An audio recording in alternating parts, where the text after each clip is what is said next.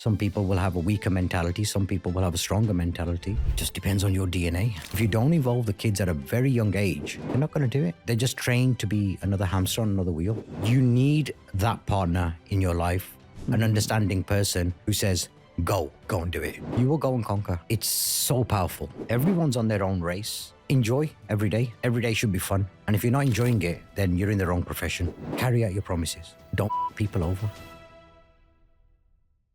So, Billy, welcome to the pod. Thank you. Glad to have you on. So, you're a property investor. So, you just mentioned that you've got 4 BRRs this year that you're planning to do. Yeah, so we picked the first set of keys up in literally the next couple of weeks. Then there is a flat in Devon, which is going to be a BRR. So we're going to reconfigure it, refurb it, and issue a new lease on it. So there's 3 ways you increase the value of that. And that'll be an all money out for me and my investor. So I use a lot of strategies whereby, like, my main thing is free. Yep. It has to be free. Yes, there's an initial, you need money to put into it. But by the time you refurb it, you pull all the money out, then that property's for free. So whether I do lease options, whether I do rent to rents, that's controlling a property for a very minimal amount, and then using high cash flowing strategies like HMOs or serviced accommodation, or the BRR method, raising finance, joint ventures. I do that with a lot of investors. And I'm always looking for more investors because there's plenty of deals out there. There's plenty of free property out there. Yeah. You just need to know how to find it, where to find it, and then you need the cash flow to fund it. On your own, how much can you do? I only have a limited supply of cash. Yeah. So if I bring in investors to fund the projects, we can do more. So right now we've got 4 projects on the go, and I'm going down to Devon again Tuesday to see some more properties. Yeah. Like, there's an endless supply. So this goes back to what we were just saying off camera. Would I move out to Dubai? Why would I? When everything is so easy here. I've said it before as well. If you can't make money in England in property, you shouldn't be doing fucking property. Yeah. Simple as that. It's so easy to make money in property in the UK. This is the best place to do it. What makes you say it? What makes you say that it's so easy to make money? The strategies work if you've got the right education and the right knowledge. I don't know. What do you want me to say? It's easy. It's like I'm like a child in a candy store. Yeah. Everything's there. I just pick it up. I really don't know how to explain it. Yeah. What's your best strategy? I should maybe try to explain that better. Ask me a question and I'll answer it. Instead of letting me ramble. What's your best strategy? Like, what's your favorite strategy? Like, if you could only have one strategy in property, what would it be? Buy, refurbish, refinance? Yes. Yeah. And is that solely for the reason of being able to recycle your money debt free? Yeah, because like in property, you need fast pound and slow pound. Yeah. So your fast pound is your rent to rent strategies, your deal sourcing. That brings in fast money every month. Bang, bang, bang. 5, 10, 15, 20 grand, whatever the case may be. And these figures are more than realistic, right? We know guys making this kind of money. Yep. Then the slow pound is your buy, refurbish, refinance, where you buy the property, you refurb it, you refinance it. And there's various ways of even the BRR strategy can be broken down into a couple of 3 different niches. Then there's commercial to residential, which is a big strategy. So that's another one that we're going into this year, whereby you buy, let's say, a pub, closed down pub, and you convert that into a 10-bedroom HMO. So when you do the commercial valuation on that, as long as you've bought it at the right price, you're going to get a commercial valuation. It's all money out. Now you've got this building probably which is worth £500,000 and you've got no money in it. So this is what I mean by free.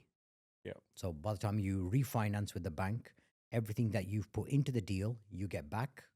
Now you're left with a property which is on finance, good debt, and the tenants are paying that debt off. And it's basically when it's an all money out deal, it's infinite returns, right? infinite. It's just free. Free. So I've never experienced this, but I'm sure you have. When you refinance, that money that you refinance 75% or whatever it is, you get that money into your account, right? Yeah. Like it's there. There's 300K. That 300K comes into your account. Yeah. How does that feel? Because obviously I've never experienced that yet. I don't know. It doesn't feel like, wow. It's just another day at work. Yeah. Just another day at work. Mm. I guess if you're brand new to property and you hear these numbers being thrown about, you might be like, "Oh my God, like that's crazy." But when you've been doing it for as many years as I have, Yeah. it's normal. Yeah. And you've been in the space for how long? So my journey starts when I think I was 6, when my dad got into property, Mm-hmm. and he started with a strategy which is student HMOs. So he would buy a 3-bedroom house and he would have 2 lounges. Mm-hmm. The front room lounge would be converted into a bedroom. Now we'd have a 4-bedroom Yeah. HMO. And back then in 1978, there was no regulations. Mm-hmm. There was no legalities around 4-bedroom HMOs. It was very easy to do. And he did that for 20 years. Mm. And then around 1998, student accommodation blocks were built in Wolverhampton, which killed the market overnight. Mm. We had to change strategies that summer. And from student HMOs, we went to normal HMOs. Back then, not like today. Today, you've got like ensuite, really fancy HMOs. Yeah. Yeah. You didn't have that back then. Mm. And the people that were living in HMOs then were the bottom end of the social ladder. Okay. So I did that for about 5 years, dealing with all the issues that arises. You know, Mhm. you got people who have alcohol problems, drug problems, various other bits and pieces. So I dealt with that for a few years. And then after about 5 years, we moved away from that strategy because it was just too much work. Mm. And we just then rented the properties out to families. Mm-hmm. And then we just did AST for the next 15, 16 years. Mm. Then after that, I got myself educated more when my daughter wanted to get into property. So now 3rd generation into property. Mm-hmm. So I knew there was other strategies out there, which I didn't know about. So I went out, learned the strategies, spent money on education, wised up, Mm-hmm. started implementing those strategies. And we've just grown strength. From there, yeah. Yeah, strength to strength. So I was going to ask you, but I kind of know what your answer is going to be. So I want to go back to 16-year-old Billy. How old are you, if you don't mind me asking? Or the viewers know? 52 now, I think. 52. You look great for 52. Thank you. Yeah. So 16-year-old Billy, I assume you were in property. You never had a 9-to-5 Well, job. I wasn't in property, but You was around it. yeah, so I was around property. Mm. So I think probably when I was aware, maybe when I was about 10, 11 years old, Mhm. I was aware of everything. I was going with my dad to show the house to prospective Mhm. tenants or students. I would go with my dad then to go and clear the house out when they'd move in May, like normally mid-May. The students would go back home. I would go with my dad, clean all their rubbish out, black bin liners, putting all the rubbish away. Yeah. Help him paint a little bit, probably make more of a mess than, Mhm. probably more, what's the right word? Unuseful than useful. Yeah. But yeah, I just loved being in that environment. And obviously, when you Mm. grow up with it, it's second nature. Mm. So when you come then to 15, 16, I remember the careers advisor came around and, when they ask everybody in the Yeah. room, what do you want to be? What job do you want to do? And by the time they came to me, I was like, yeah, property investor, property developer, whatever the word you want to use, but I'm going to be in the property space one way or the other. There's Yeah. no doubts about it. But at that time, I didn't know any of the strategy. I knew that you had to work, save up for a deposit, Mm-hmm. and get a buy to let. Yeah. So the only way to make money, which I knew back then, was to be self-employed. A lot of my family was self-employed. A lot of the first generation, they had shops and chip shops and all that kind Yeah. of stuff. So, right, okay, we'll do that. Mm-hmm. Got my first shop at the age of 20, a convenience store. Nice. A year later, when Simon was born, we got the second shop, which was the newsagents next door. Mm-hmm. A couple of years after that, we got the chip shop. So, we did various businesses to Yeah. get that cash flow coming in, then let's go and get into property. Yeah. So you've always been in business. Yeah. Always been in business. Never had a job. Never had a job. Impressive. But again, it's the environment, isn't it? Yeah. Because what's your ethnicity? Punjabi, Indian. Would you say that's quite common in the sense of the generations? Like the business is always generational. It always comes down. Would you say that? Sorry, say that again. So I would say in the Asian community, I have a lot of friends that own like a butcher's, like their grandparents were it, now they've passed it to the dad, then they'll pass it to the son. Is that quite common? Yes, and I think when it gets to like one of the main things second generation will think is, I want to get my child educated, get my child into university, which you'll see in stats in most of the Western countries. Yeah. The biggest ethnicity group that goes through university and progresses is the Chinese and the Indians, right? Big influence on education. Now what's happened is that these kids, the second and third generations, have got like super educated. Yeah. And you're in that matrix space where you might be super qualified, but you're never going to be rich. I know solicitors, accountants within my family who are earning 50, 60 grand, and they can barely survive on that. How can you buy a property in today's market on a 50 grand wage? And a 50 grand wage is above average. It is. And these are super qualified kids. But they can't see a way forward. Yeah. So there's a lot of this stuff now. People are talking about, getting out of that and getting into the self-employed space, which is full cycle to where the first generation came in and they either did a job, foundry work, factory work, like my dad did. He worked at Goodyear's in Wolverhampton. My mum worked in a key making company. It was called Leg, similar to Yale. So you either do factory work or you set up your own business. So now these super educated kids are now going full circle back to let's be self-employed. That's where the money is. And do you feel like all of that hard work that the first generation have built has been wasted when people do go back to being educated? Because I feel like people are then programmed to just run on the hamster wheel of the 9 to 5. Yeah, of course. Yeah, that's what kids are programmed to do. Be on that hamster wheel, pay your taxes, do as you're told, follow the rules, and be good. Whereas if you want to be entrepreneurial or self-employed, you've got to think outside the box. And not many people are trained to do that. And this is where you'll see a lot of people fail as well, because they've never thought, their thinking process is not compatible to being self-employed or being an entrepreneur. It's programmed to do a job. Yep. 9 to 5 or whatever the case may be. Do your 40 hours, get a mortgage, buy a house. Again, the hamster on the wheel, just going round and round. Be a follower, right? Yeah. Yeah, which is sad because there's so many people out there that are qualified to be successful entrepreneurs. But then not everyone can be an entrepreneur. No. So, I mean, you'll see some kids who are super qualified and then they go and set up a business, which, okay, it's not a convenience store or a chip shop like what we did, but it might be something in care homes or nursing or something a bit more where education is required to do that business.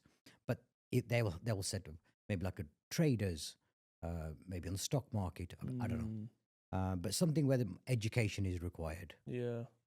At what point did your mindset shift? Like, I know you've always been in business, but at what point did you I'm not going to get educated. I'm going to stay in the route of being a businessman.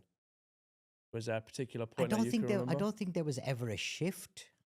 It was always there. And I think the icing on the cake, I would say, was when my dad took redundancy from Goodyear's at the age of 42. I was like, what the fuck? Yeah, it's a bit early. That's a bit early. The traditional thinking is 65. Yeah. And my old man's retired at 41, 42. And I thought, something is not right here. And then obviously you quickly start picking up, okay, what's going on? And obviously I realized how he's doing it. And the money he was making from property, that replaced his income. Once you can replace your income through a business or property, You're no longer on somebody else's hamster wheel. Mm. Then everything is according to your rules, what you want to do. Yeah. So he showed you what's possible, right? Yeah. I Yeah. think that's important. That's enlightening. Yeah. When you see someone like that, obviously, and it's your dad, Yeah. and you think, holy shit, Mm. there's another way. There is. But it doesn't always have to be business minded. Like it could be your father could show you how to make it up the corporate ladder, right? But he wasn't corporate. Mm. My dad was a little bit educated, Yeah. say like A level kind of educated. It wasn't degree level. Mm. And all you could do in the 60s was factory work. That or mining and stuff, right? Yeah, so we were in Wolverhampton, Mm. so over the Black Country. So it's all factory work, foundry work. I don't think there's much coal mining in Wolverhampton. No. I don't think That so. was so wild. Yeah. That was a wild guess. What's the biggest like challenge that you've faced so far in the property space? My very first property deal Mm. was a 3-story Victorian house in North Wales. We got a European grant to convert that into 4 flats. Okay. And real North Wales, it was about a 2-hour drive, and I was self-managing it. I'm 25 years old. I'm still a kid. Mm. So we did all the conversion, and I've rented out. I'm self-managing the tenants, and one thing led to another. Again, these type of properties, even in early 2000s, late 1990s, the kind of people you have in bedsits is the bottom end of the social ladder. Mm-hmm. So a guy, he had an alcohol problem, got drunk one night, fell asleep with a cigarette. The flat caught on fire. The insurance didn't pay out, so I lost a lot of money on that. And this is my first property. I'm 25 years old, 26, something like that. The insurance didn't pay out, and obviously, you lose a lot of sleep.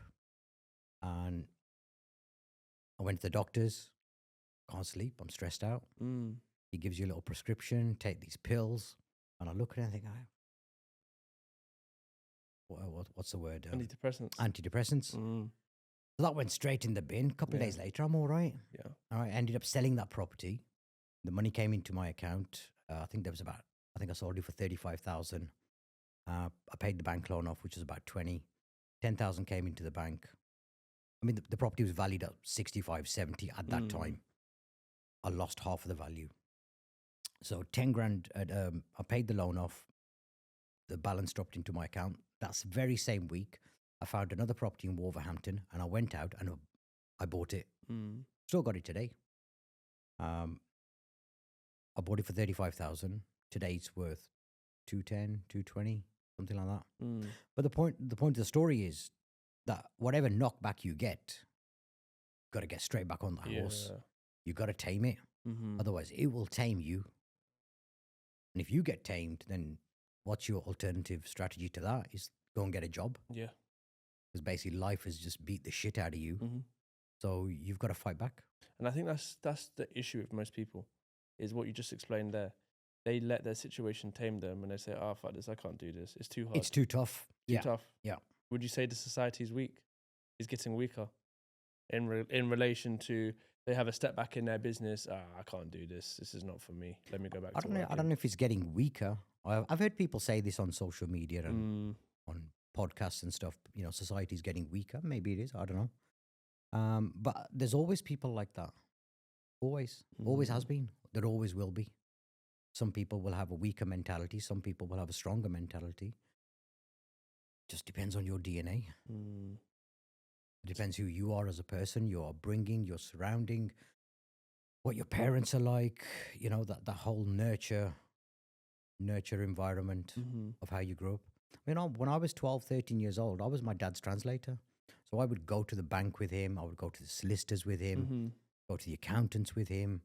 So I was programmed that way. Yeah. Like I see people now who are getting into the property space, and they're taking their kids on viewings and all that. That's amazing. Yeah, That's how you're going to bring the next generation into what you're doing. If you don't involve the kids at a very young age, they're not going to do it. They're just trained to be another hamster on another wheel. Do you think being an entrepreneur is solely down to mentality? You know, you mentioned how there's always going to be some people that have a lower mentality, better mentality, and we just said not everyone could be an entrepreneur. Do you think it's purely down to mindset? I think anybody can be an entrepreneur, Mm. but to be a super successful one, there is a key element, and I can't define it. You've got to be a wheeler dealer, Mm-hmm. and your brain either functions that way or it doesn't. Whether you can learn that skill, I don't know. Mm. I'm not a professor, Yep. but I've seen people try and fail, and I see sometimes very young kids, and you can see they've got that natural Mm. gift of being entrepreneurial and a wheeler dealer type. They know how to trade. Mm. So I think a lot of that is instinct, Okay. and I think either you have it or you don't have it. Yeah. You can learn strategies. You can go on courses and learn how to do lease options, rent to rents, and BRRs and all that stuff. But it's having that killer instinct at the end as well. Yeah, having that fire in your stomach. Yeah, having the fire. You feel like you got to be a little bit crazy, a little bit delusional. Crazy, delusional. This is what society calls successful people. Yeah. Then okay. Yeah. I'm delusional. Yeah. Going to successes. What would you say is your biggest success right now? In the Right now, Yeah, in the property space. in the property space, everything. Touch wood, God Touch willing. wood. Yeah. Everything's going very well. But my biggest success is my children Mm-hmm. who want to work with me. They want to come into the family business. That's your biggest success. A deal is just another deal. Can't really differentiate between one and the other. I don't have one deal that's took me to another level. Yeah. They're all very small deals. I'm not a massive. I don't have a massive property portfolio. Yeah. But my biggest success definitely is my kids, and the fact that they want to come into my space and they want to learn from me, and I can now spend time with them, and teaching them what I know. Mm-hmm. Whether they have, again, they will learn the strategies, but whether they have that killer instinct, Yeah. time will tell. Mm. But yeah, they'll learn the strategies and they'll be successful. Mm-hmm. But whether they can take it to the next level, time will tell. Yeah, time will tell. So you said to me that it's not always been a high road for you in your 52 years. There was a point where you were at the highest and then you lost it all. Yeah. So by the time we got to 2010, we were, me and my first wife, we were very successful. We had like 3 shops, two or 3 shops, Mm-hmm. chip shops at the time. My brother had taken over the off license and the convenience store, and we kind of shifted into the chip shop space. That marriage didn't work out. Mm-hmm. Obviously, financial losses in a divorce. The kids go through issues. And then for 5-6 years, I didn't do a lot. I was just like enjoying life. I had income coming in, Yeah. like passively. You know, Mhm.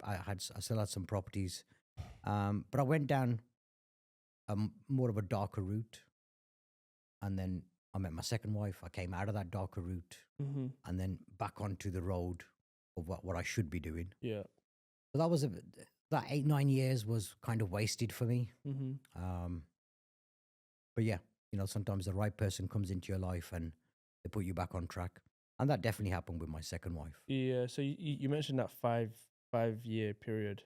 There would have been some lessons learned in that, right? Or not? Not really. No. Because I was always very good at networking, Mm-hmm.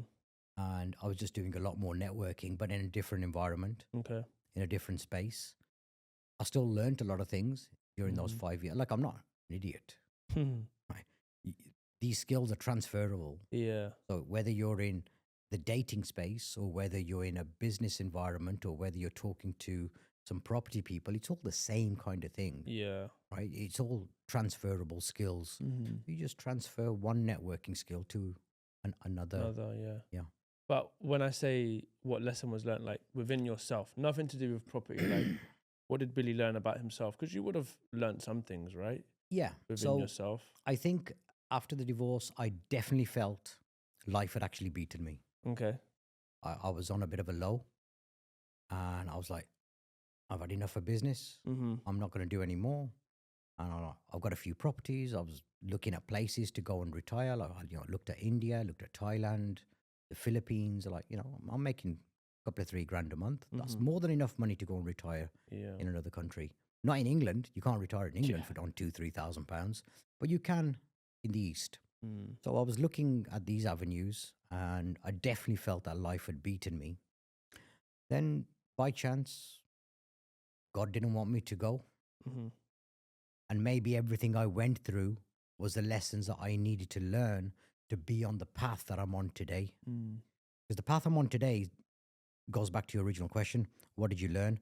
I think everything I learned throughout the last 25 years while I've been in property all came together on this journey from 2020 onwards.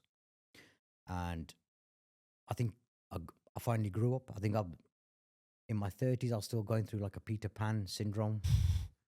Sometimes I still have those days. Yeah. But yeah, definitely grew up a lot more.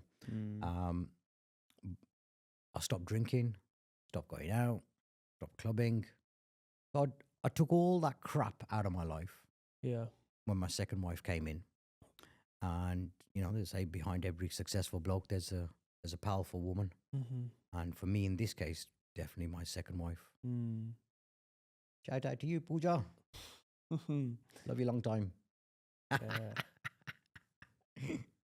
Is she in the property space as well? Nah. No, she's not. Nah, she doesn't want nothing to do with it. No. And another reason why she's absolutely amazing is in the property space, we do a lot of networking, a lot of events. Sometimes I might be traveling to London. I might be staying out the night. Never will she say to me, "Are you out again?" Yeah. Because she knows I'm working. She understands that. And you need that partner in your life, an understanding person who says, go. Yeah. Go and do it. When you have that pat on the back, like, go. Yeah. You will go and conquer. It's so powerful. No, it is. But then on that point, I think there is a difference between, from a woman's perspective, there's a difference between understanding and accepting. I think a lot of women can understand your situation, but do they accept it? For example, your wife, she's accepted the fact that you're not going to be home, you're doing this, you're doing that. She's accepted it. She can't get pissed off or anything. No. Someone that understands it can still get pissed off because they can't accept the fact that you're not giving her attention, you're out of the house. Yeah, so literally last week, I think it was Wednesday, I decided I'm going to Dubai. I flew out Saturday. I told her I booked the tickets, I'm going. Went there. The day I landed, came home. Next day, I'm in London. Came back from London. Then I'd planned, okay, Friday, Saturday, I'm doing nothing. Yeah. Spending 2 days with her. We're going to go out. We're going to go shopping. We're going to go to some nice restaurants and, really spend some quality time with her. And then today, I'm back out on the road. I'm in London. Come to see yourself. Yeah. And she understands all this. So a balancing act, I guess. Yeah. You obviously, you got to give time to that relationship. Yeah, no, you got to do. nurture it. But I have the space to go and do what I need to do. Which is valuable. Which is super valuable. Because without that understanding partner, you can't do it. Otherwise, they're constantly pulling you back. Yeah. Because they stay with me, talk to me, listen to my problems, listen to my day. Instead of just saying, go and do you. Yeah. Go out, go and conquer what you need to conquer, go and build what you need to build. And I'll see you when I come back. Yeah. That's really beautiful. What would you say is the biggest thing that she's taught you? When I was at my lowest, she said to me, "Why are you doing what you're doing?" And I was like, "What are you talking about?" She said, "You're a natural born property guy. Why are you not doing more property? Because you have a natural gift." And I was like, "You think?" I was, "Yeah, absolutely. You need to do more property. This is what you're born to do." And so, these kind of things helped me get out of that phase where I did go through that, 3-4 year period when I felt deflated. And, she definitely gave me the confidence to get back out there. And then obviously, decluttering your mind from alcohol, clubbing, all that stuff, get it all that out of your mind. and then focus on what you need to focus on. Mm-hmm. And now that's literally all I do. And this is my passion. Like for me now, this is not even work. Yeah. You know, it's like I said before, it's like a kid in a candy shop, Mm-hmm. What would you say? just looking out deals. Yeah. What would you say is your end goal in the property space? To die doing this, Yeah. there is no end goal. What's an end goal? Just keep doing what you love. See what you build. Mm. There's no targets. I want to get to this level or this level. Just keep doing it and see where the road takes you. Mm. I think people sometimes put too much pressure on themselves by saying things like, "Oh, I want to get to this level," but then that level could be so far away. It starts putting you off. Mm-hmm. You have a little stumble. You think, "Oh my God, I'm never going to get there." So then it's very easy to lose that traction, the motion of reaching that goal. Mm. But if you just take it small goal at a time, a small step at a time, and before you know it, you oh my God, I've come so far. Mm. You know, so try not to think about that goal, but have Smaller goals. smaller goals, which So- are more attainable. Would you say that you focus more on the present or the future? Definitely the present. The present. I hope so. Because I think some people, like you just said, some people can think so far ahead. And they're like, oh shit, I'm nowhere near that, so then they Yeah. give up. Yeah. Which I think is important, just to focus on what can you do today that's going to help you get to the future. Yeah. Calling landlords, going on viewings, going to networking events. You can do that if you do that for 6 months, as hard as you can, you're bound to be successful, right? Yeah. There's no way you can't work extremely hard. And it's not just that. It's not just the goals. It's the person. And I think I've heard Jimmy Carr saying this on a podcast. It's not the goal. It's the journey. Mm. It's who you become on that journey. You know, the things you learn, the people you meet, how your personality changes, the reputation you build, the experiences that you have, the interactions, the relationships, the friendships. All these things are part of your journey. And that's what you need to enjoy. Instead of focusing too much on the end goal, which could be you look at it and think, oh my God, that's so far away. Look at it week to week.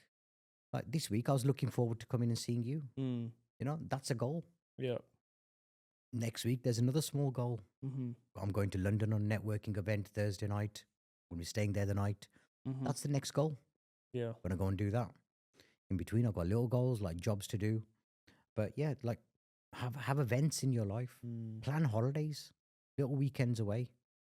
I try and do maybe 6-7 weekends away with the wife. Yeah. So again, there's something to look forward to. Mm-hmm. Don't plan so far ahead and you don't concentrate on the today, In the present, yeah. the short term. Mm.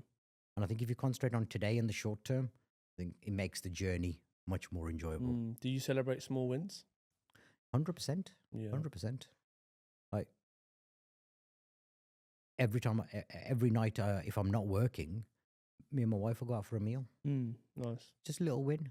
Yeah. You know, it's nothing Crazy, extravagant. yeah. But might go for a curry or going to Birmingham, find a nice Italian or whatever the case may be.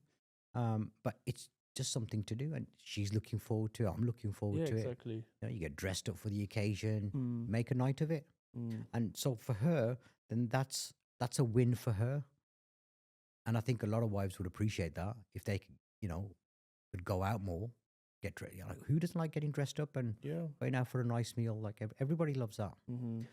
So if you can, little goals like that, I think they go a long way. Makes everybody happy. No, it does. It does. Do you like practice visualization at all? A lot. Yeah. So you can sit down and picture yourself buying a property or doing whatever. Like you can do that. Yeah. Whatever the case is. I mean, I recently did a post on Instagram. 2021.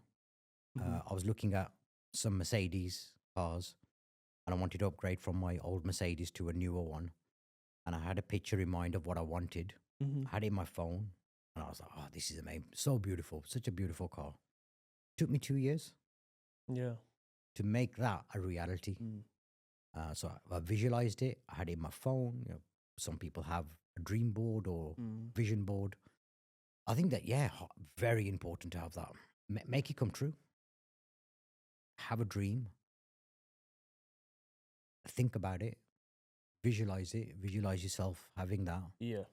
and it'll come true. Yeah. Because what did I say? 100%. If you can see it up here, you can hold it in your hands. Yeah.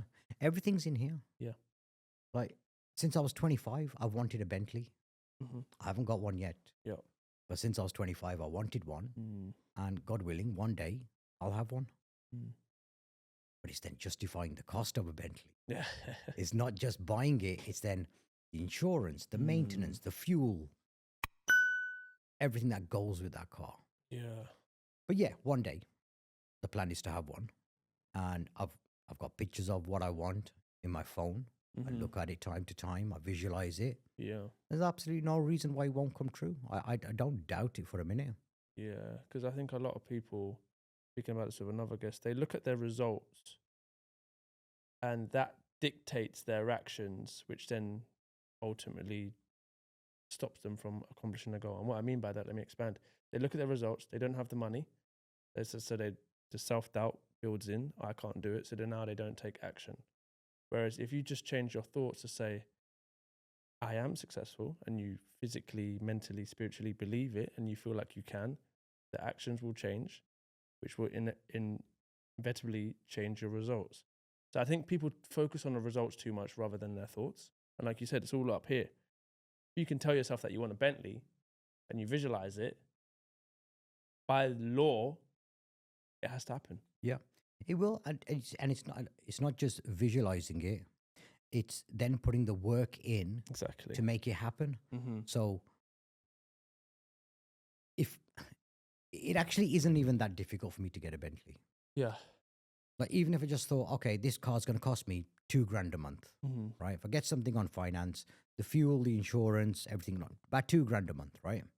And I'm not talking brand new. I'm talking something 4 or 5 years old. It's like 2 rent-to-rents. Go and rent 2 houses off a landlord, run them a serviced accommodation. You'll make roughly £1,000 off each one, and that pays for the car. I don't even need to own the property to pay for the car. You just need to control the property. But like, I know I can get it. I could probably get it tomorrow, but I think something in here that's stopping me pulling the trigger on it, because I'm thinking, where can I drive it? If I went to Asda or fucking Waitrose, I don't go to Asda. I do actually. I do all my shopping in Asda. Yeah, if you went to Asda or something, you're going to be constantly worried. Oh, is someone going to scratch it? Is someone going to do this? Is it going to get vandalized? So then it becomes a hindrance. Then you got to think, well, okay, I'll have the Bentley as a Sunday car, and then I'll keep my Mercedes as a Monday to Saturday car. Yeah. Now you got 2 cars. What's the point? Then you've got 2 costs, and all these costs. See, and you'll see this with people in jobs. I met a guy. He had £100,000 a year job, but his lifestyle was 110,000. So he was always broke. But on paper, he was super successful. £1 million house, 2 Range Rovers, kids are in private education, 3 holidays in Dubai a year, super successful. But in reality, he's broke. So as much as you are increasing your monthly turnover, profits, it's very easy to increase your expenditure. So the aim of the game is to keep this low and increase this. So it's how much you want to increase this level. If you keep increasing this and this matches, you're not really progressing. Because all you're doing is funding a lifestyle then. And you don't want to do that.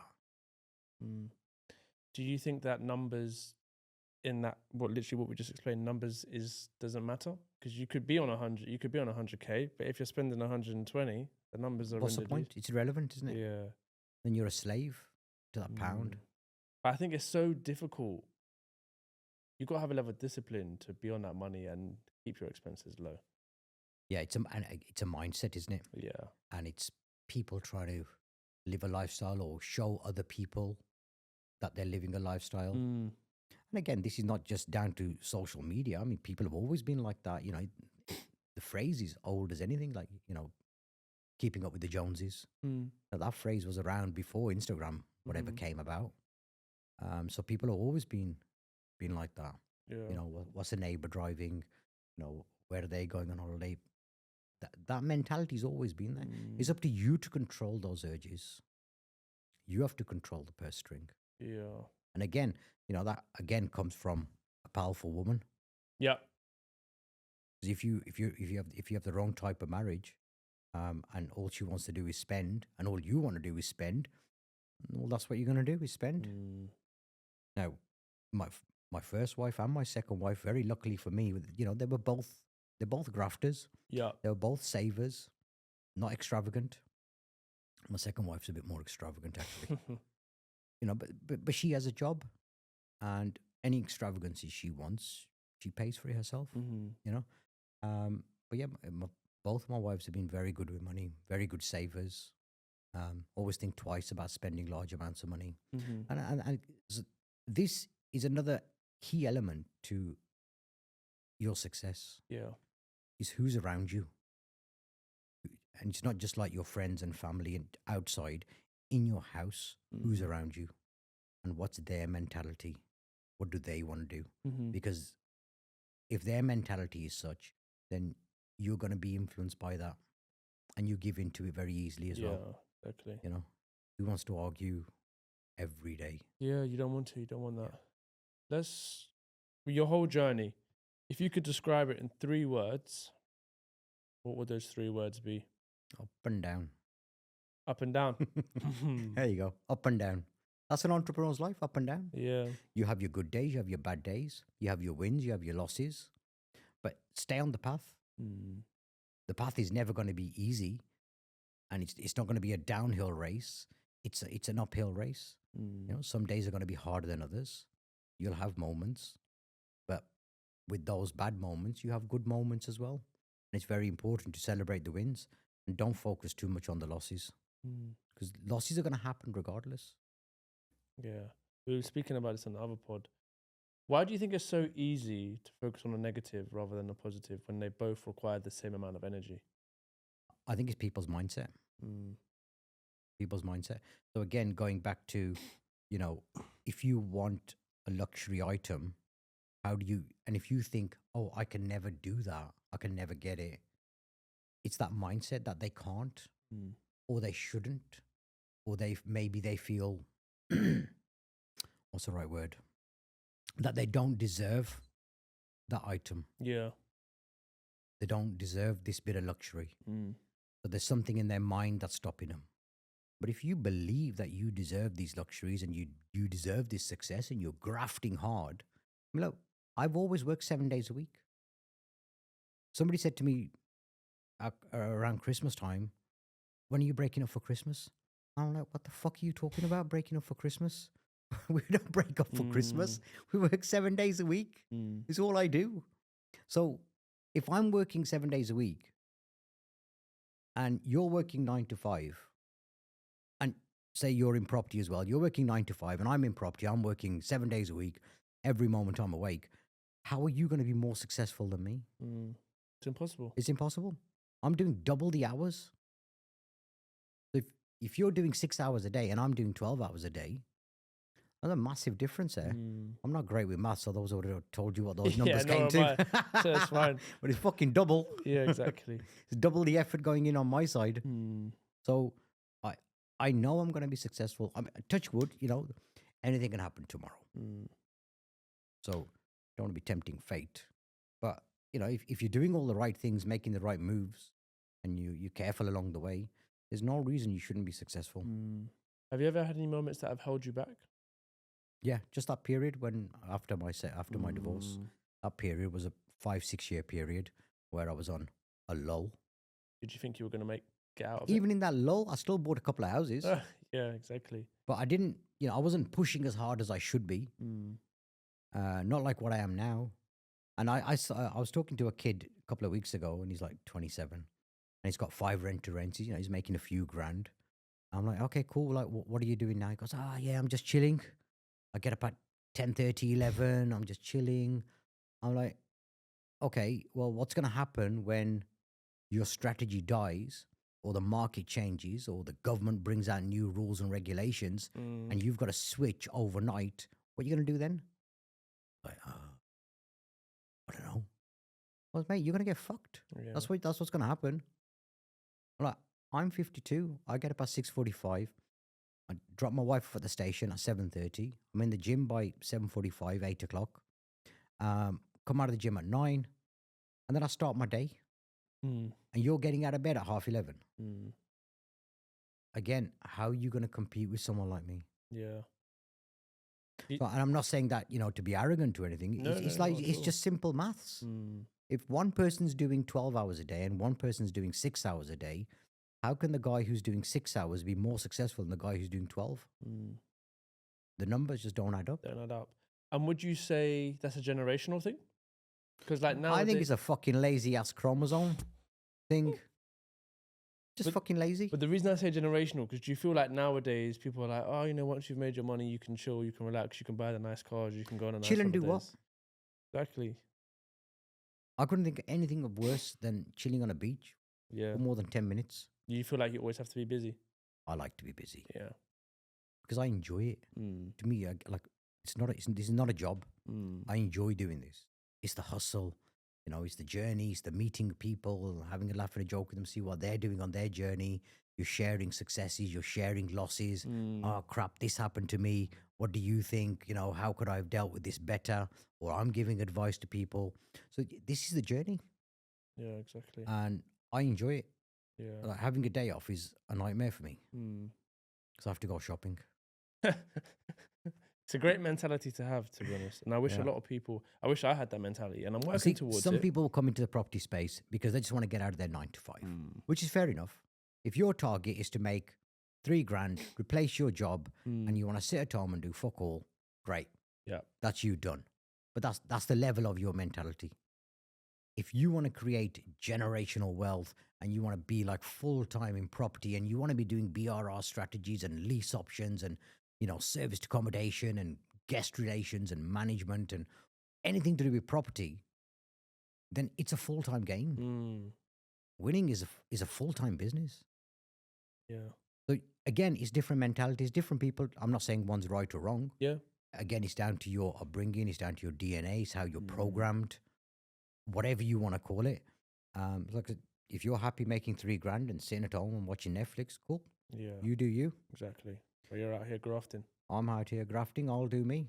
Yeah. But this makes, like I said, this makes me happy. Yeah. And the less people who are like me, the better for me. Yeah, exactly. Less competition. Less competition. Exactly. It Yes. makes my job a hell of a lot easier. No, it does. I'm like, you stay at home, mate, and watch Netflix. God bless you. Yeah, exactly. What advice would you give to someone starting out in property? Get yourself educated. The first thing. I mean, it took me 25 years to get educated. Mm.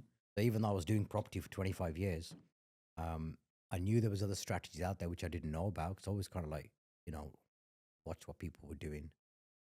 So I knew there was the strategy. So when my daughter wanted to get into property, I was like, okay, let's get educated properly and let's do this business Mm-hmm. more professionally Yeah. instead of the old-fashioned way of you're working 25% buy a house, work 25% buy a house. Now we know what the strategies. Now it's much easier. Mm. So easy. Rinse and repeat. Rinse and repeat. Mm. But like I said, taking on these new strategies was very easy to plug in to what I already knew Mm. into my brain. Mm. It was very easy to adapt. But if you're coming new into the game, obviously it's going to be difficult because you have to learn every single strategy. You have to, all the rules and regulations, how mortgages work, how bridging finance works, how development finance works. You need to know all these things. You need to have contacts, solicitors, mortgage brokers, finance brokers, architects, quantities. You need all these things around you. So it takes time to build that up, right? So like I said, it was a lot easier for me to implement, which has made my journey easier. Yeah. Once I got educated, it was like clouds had parted Mm. and I could see clearly what was ahead of me and what I needed to do. Yeah. It was very, very easy to implement. So you would say education is the best thing that you could do? In anything you want to do. Like if somebody came to me and said, let's do crypto, I haven't got a fucking clue. Yeah. I haven't got a Scooby-Doo. Yeah. I wouldn't know where to start. Mm. So I'd have to get educated. I've got to start from scratch. So in any field you want to get into, you got to get educated. You need mentors. How can you do any strategy in any business without guidance or somebody mentoring you? I think mentoring is very important. Do you think it's an ego thing when people say they want to do it alone without no help? No, they're just being fucking tight. They don't want to spend the money. Mm. They'll spend the money on a car. They'll Mhm. spend $5,000 on a holiday. They'll spend 50 grand going to university, but they won't get educated in property, which is, property's not cheap. Yeah. So you're just going to go and buy a £200,000 house and wing it Mm. and learn on the job. 'Cause these mistakes are really expensive. Very expensive. If you get a BRR wrong and you get your numbers wrong, the whole project is off, and you could Yeah. have wasted 8-9 months for nothing. Mm. I know a guy who I said to him, well, it was a cousin of mine. He said, I want to buy a BRR. I said, cool, I'll find you one, and I'll charge you $3,000 for Mhm. my fee, deal sourcing fee. He didn't want to pay the $3,000. Okay. So a few months later, he went out, bought a property in the auction. No education. Didn't read the legal pack. Didn't realize he had 28 days to complete. Mm. Didn't realize that there's a £6,500 auction fee. So you put all that together. He went over the 28 days. Now he's got fined and penalties and fees. It ended up costing him 14 grand in auction fees and fines. Now that deal doesn't make sense. Yeah. You could have just bought the house Mm. done up for that much money. So he's actually going to lose money on that house now. If he never sells it, he'll make that money back, and it's an expensive lesson to learn. Mm. But if he had to sell it, he would now sell it at a loss. Bad loss. But if he kept it 10, 15 years, he'll be all right. Mm. The asset will grow in value. But again, he didn't want to spend $3,000 for me to do all the numbers for him, because there's something in the mentality there. Yeah. I don't want to pay someone to do their job. I'll do it myself. Mm. It's a lack of ignorance. Yeah. Yeah. But I think people who think they can do it themselves, it's a bit of a shocker for them when they make a Mm. mistake. Yeah. Who's had a significant impact in your life and why? Biggest significant impact in your life and why? Well, like I said, first my wife. Yep. Who gave me that encouragement to get back out there. Mm-hmm. Second was Samuel Leeds, where I learned all the strategies, and I was exposed to his academy and his networking circle. That was a game changer for me. And I've never looked back. I've been there 3 years. You've been in the academy for 3 years? Oh, Mhm. wow. Yeah. Nice. I know people who've been in the academy for a year and they're out now selling courses. Oh, really? Mm.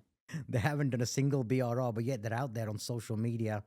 Come and pay me fucking $2,000 and I'll teach you how to do it. I'm like, you just Yeah. joined the academy like a year ago, and now Yeah. you're selling courses on social media. Idiots. Mm. The world is weird, Yeah, it is. and I see a lot of shit on social media. Yeah. So A do I. lot of shit. It's unbelievable. And when you're in the space, you can just tell when someone's chatting shit. Yeah. And most of them I know. Yeah. I know people on social media who have started the academy 8, 9, 10 months ago, and they're on social media giving advice. I'm Mm. like, what the fuck are you doing? Yeah. You have one rent to rent, and you're teaching people about BRRs, Mm. and you're selling courses. Do But- you think that's greed? Yes. Mm. And I see that in a lot of younger people in their Mm. 20s who are like that, because they don't understand what's valuable right now. Mm. Like, I could now set up an academy, right? Quite easily. Got the experience, been in property 3 decades. Yeah. But why would I? Mm. For more money? Mm. Money's not the be all and end all. Yeah. Like happiness, having a family, a networking family. Mm-hmm. Like, I love being part of Samuel Leeds Academy. Yeah. I get a lot of respect from there. I have a good reputation there. Um, and why would I then go away and be a competitor to my mentor? Mm, Makes no sense. Just for the short term financial gain. exactly. That makes no sense. Yeah. Okay, in the short term, I could make a lot of money, Mm, but all I've done is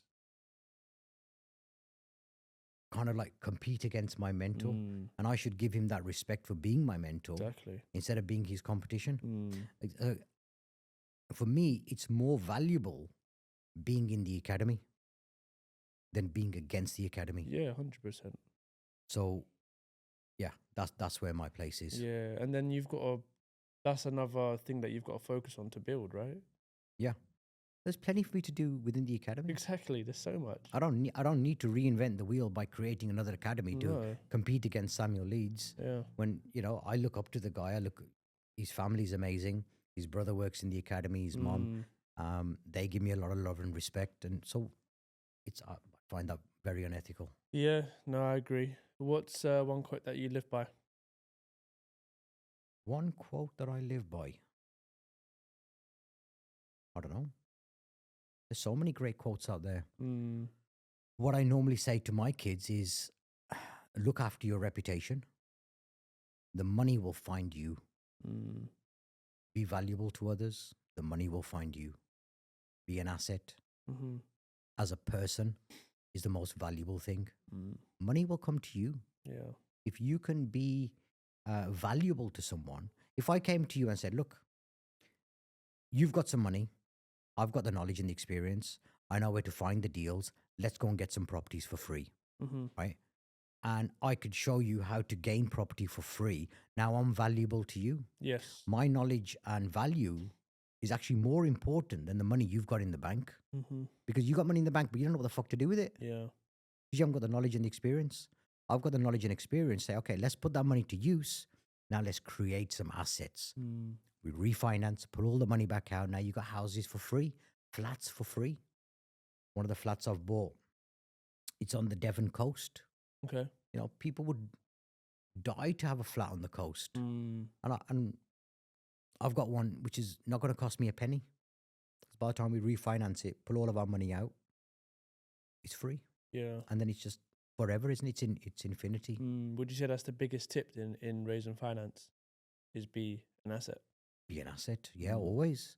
I think in any part of life, you should be an asset to someone. If I'm not an asset to you as a friend, then what good am I to you as a friend? Why are we friends? That's just at that level. Mm. But in the academy, if I can be the most valuable I can be, which is by giving advice and Mm-hmm. helping people on their journey, Yeah. they might never repay me.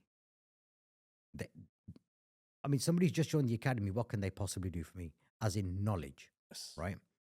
But the universe is watching. Mhm. Karma is watching. Yep. I will get success somewhere else down the line. Mm-hmm. But just be valuable. Be Yeah. a good person. Mm. It's not that fucking hard. It's not that hard to be a good person. If you're going to be, bitching and backstabbing, ripping people off, it's very short lived because your reputation, it catches up with you. Mm-hmm. Once your reputation's destroyed, nobody will ever work with you again. Like I said, this is what I say to my kids. Watch your reputation. Mm. If you say something, do it. Carry out your promises. Don't fuck people over. But very, very simple rules of life. Mm. Don't snake anyone. Yeah. You be good to someone, the universe is watching, you'll get repaid somewhere down the line. I say the energy that you put in is the energy that you get out. Yeah. If I, like you just said, if I help someone, I know that a deal will come through that will come in my favor. And like you said, that's the universe watching. And it's so powerful. Massively powerful. And again, this is not something I realized until I joined the academy and listened to what Samuel was saying. And everything that he said resonated with me. I was like, wow, this is like powerful shit. No, it is. And obviously he's had mentoring from somewhere. Yeah. He didn't wake up with all this education and knowledge. He's had a lot of mentoring. So he's now passing that mentoring down to the academy members and myself. And it's all valuable stuff. Every time I'm around them, I learn something. Yeah. Like, even when people ask them a question, sometimes it's not the answer, it's the way they answer and the way they make other people feel. Okay, well, that was a really clever way you did that. Yeah. I see what you did. Right. And I learn from that, you know, instead of saying to someone, well, that's a bit of a stupid question, isn't it? Yeah, exactly. You know, they'll phrase it in a much more polite way. They'll Yeah. say something like, that's a great question. I'm glad you asked. Yeah. And yeah, I see this a lot on podcasts and stuff or interviews. Like, oh, that's a great question. Like, well, not really. It's a fucking stupid question. Yeah. But like, Yeah. they say it in every podcast. Like, why are people saying this? That's a great question. Fuck off. Yeah. I'm happy that you haven't said that this podcast. So now I know your tricks. Yeah. No, you can slap me if I say that. Yeah, no. But that's fine. That's fine. Right. But the last question that I've got for you, Billy, is obviously the podcast is called The Endless Race. I feel like we're all running this endless race called life. Yeah. So when you hear that phrase, what does that mean to you? Enjoy it. Don't forget to enjoy it. Everyone's on their own race. And depending on which hamster wheel you're on, it's either enjoyable or not enjoyable. It's like people say, oh, can't wait for the Friday. Got the weekend to myself. To me, every day is a Saturday. I never know what a Sunday is. I actually get pissed off with Sundays because there's no business to be done. Yeah. And I'm sitting at home and like, what to do? Let's do some paperwork. So yeah, enjoy every day. Every day should be fun. And if you're not enjoying it, then you're in the wrong profession. Because property is not for everyone. It's not. So I think a lot of people join property because they think it's a way to get out of their 9 to 5. Probably is if you do the right strategies. But if you don't enjoy property, you don't enjoy guest relations, if you have a serviced accommodation, or you don't enjoy managing tenants, if you have an AST or a HMO property, you're not going to enjoy property. And you're going to fail very quickly. You're going to learn very quickly and fail. No, very important. But Billy, it's been a pleasure. Where can the people find you? Your Instagram? Your Instagram, Billy Kooner 17. That's it. That's it? I'm old-fashioned, mate. I've only just gone onto Instagram a couple of months ago. Yeah, no. Before that, my daughter was managing the account. The last couple of months, I've kind of like taken over and started posting a bit more, like proper dad vibes. Yeah. It's difficult, social media, man. Yeah. But I'm learning. You are. But stay tuned, guys. Billy, it's been a pleasure. Guys, I shall see you on the next episode. Thank you. Peace.